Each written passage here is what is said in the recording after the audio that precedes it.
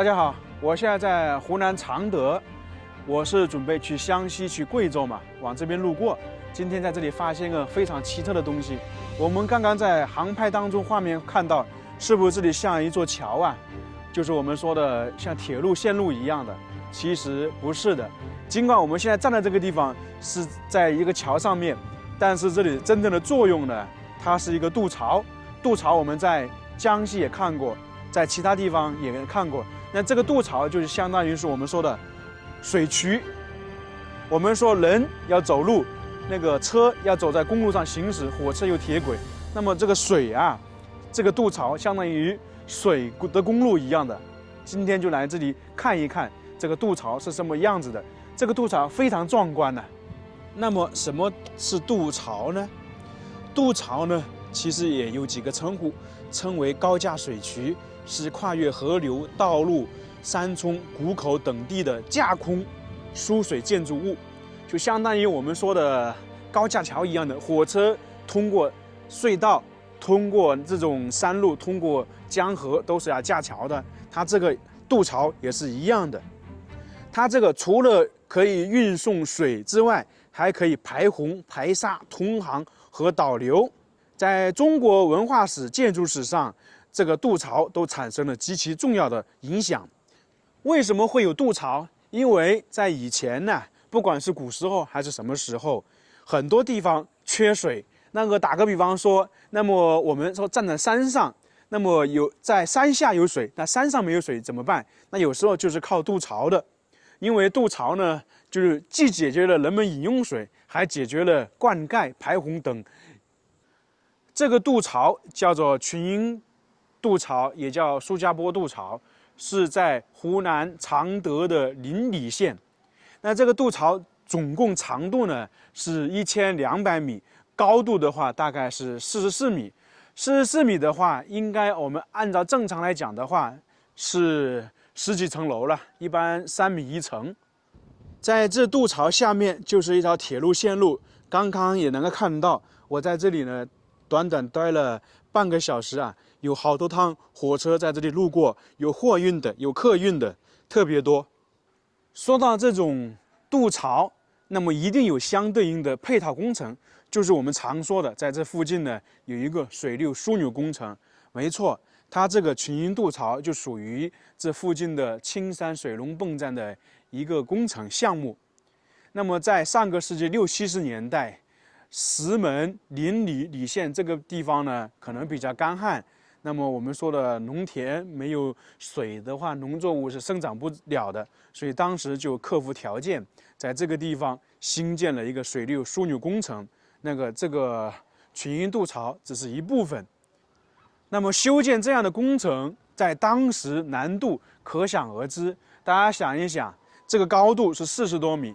在我们说现在修建一个这个比较简单，因为说有机械化。打个简单的说法，有什么大型的推土机、挖掘机，还有吊机。那在几十年前，那这个地方呢，基本是靠什么呢？靠人工、靠铁锹、靠铲，这样慢慢的修建起来。所以那个时候的工人呢，确实佩服他们，向他们致敬，因为这个地方修建这一个太难了。修建这边整个水流枢纽工程呢，在60年代到70年代那个时候，总共动用了差不多60万人修建。大家想一想，基本上这周边的老百姓啊，都参与到修建这个工程里面来。特别是这个群英渡槽啊，当时修建的时候还牺牲了几名先烈，所以说向他们致敬，当时是非常不容易的。那这个群英渡槽从70年代到现在，差不多是将近40、50年的时间，其实现在还是可以使用的。我们现在走的这个地方呢，是可以人往这里走。那么下面呢，这里就是水渠。如果说碰到干旱的时候，上面就放水，水渠通过这个地方，把邻里、石门还有礼县的良田呢，就可以灌溉起来，它起到这个作用呢，非常了不起。它这个水渠呢还在使用，可明显看出来，经常放水的痕迹是在哪里？在这个半中间，大概有1米深。这里可以这样说，如果说水的大的话，可能比一条河流的水还要急，还要多。看到没有？前面就是个水闸。我们经常说水流的截断是怎么样的，就是靠这个水闸。那么我们现在来看一下这个上面一些东西。我现在是站在这个群英渡槽上面，大家可以看到，这是一个栏杆，就相当于我们走在家里的阳台上面一样的。这样的话，就可以看到下面的风景。我现在能站在这里，趴在这里，看看下面是不是别有一番风味。那在这个上面呢，还能观赏火车行驶。下面如果碰到春天或者秋天，有人在这个稻田里面农忙的时候，是不是很有意思？在不远处呢，还有一些农户住在这里，特别是早中晚浓烟升起来的时候，就是看到有人在做饭，就能体现农村的乡土气息。我特别喜欢这个。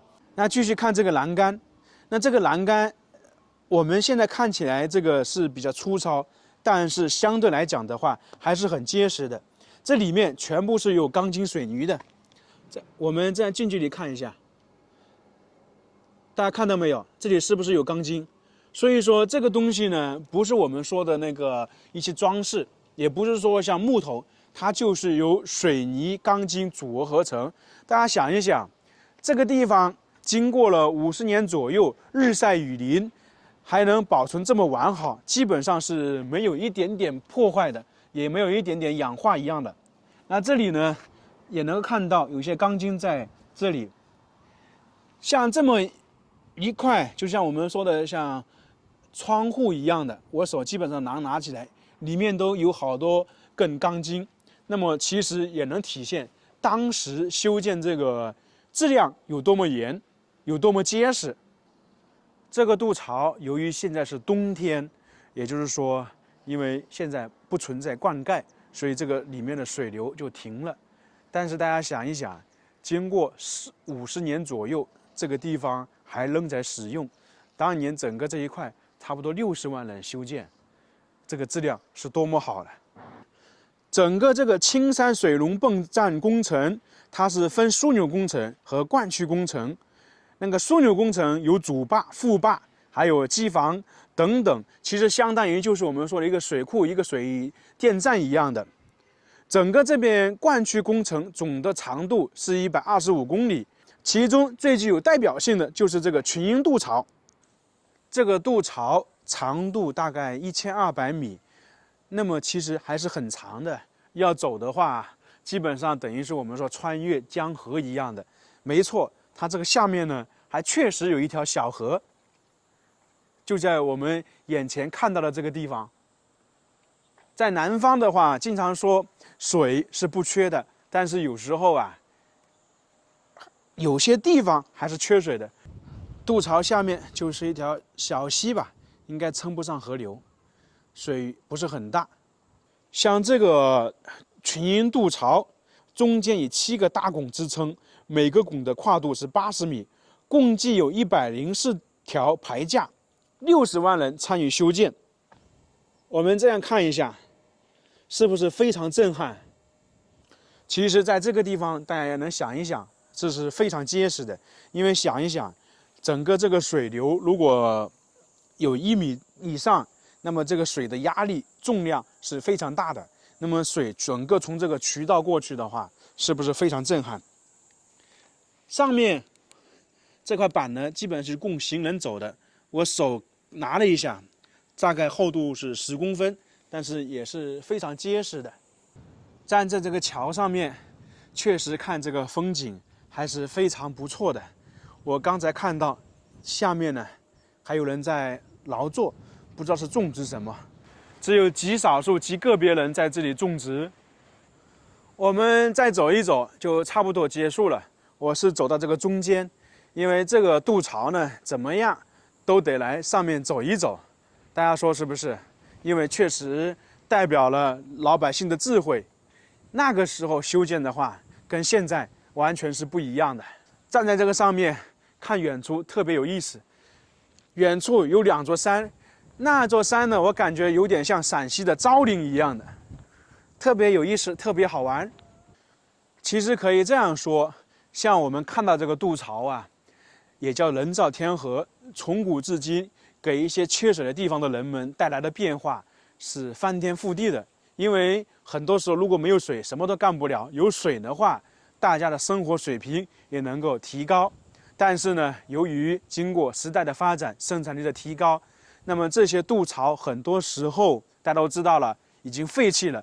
像我们现在看到的这个群英渡槽，1200多米，仍在使用的是少之又少。很多时候就经过年久失修，因为生产力水平提高了，那这些渡槽用不到了，自然而然就废弃了。就我们在很多地方看到那些老的工厂啊，也废弃的道理是一样的。但是不管怎么说，这个渡槽对我们之前的生活是有着非常大的影响的。其实我挺喜欢这些地方的，你看看我在渡槽上面，前面是河流，然后旁边还能听到火车路过的声音，所以我很喜欢。但是大家如果来这里参观的话，就一定要注意，尽量靠着这个栏杆行走。这个后面呢，毕竟还是空旷的，没有扶的，就比较危险，不要往那边走。这样靠着，特别是看远处，是不是别有一番风味啊？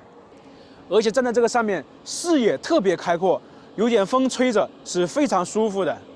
大自然的美丽是一部分，但是呢，这里呢也是我们中国老百姓智慧的一个体现。大家说是不是？当年修建的时候，全是靠人工修建的，这个给他们点赞，他们非常了不起。还有一点就是说，我们现在看到这个渡槽是在使用，还有一些渡槽是已经废弃了，或者是说没人打理了，包括一些工厂，就是老式的工厂，还有一些其他等等。我觉得开发成旅游还是非常不错的，因为像这样的话，还是有很多人在参观，大家说是不是？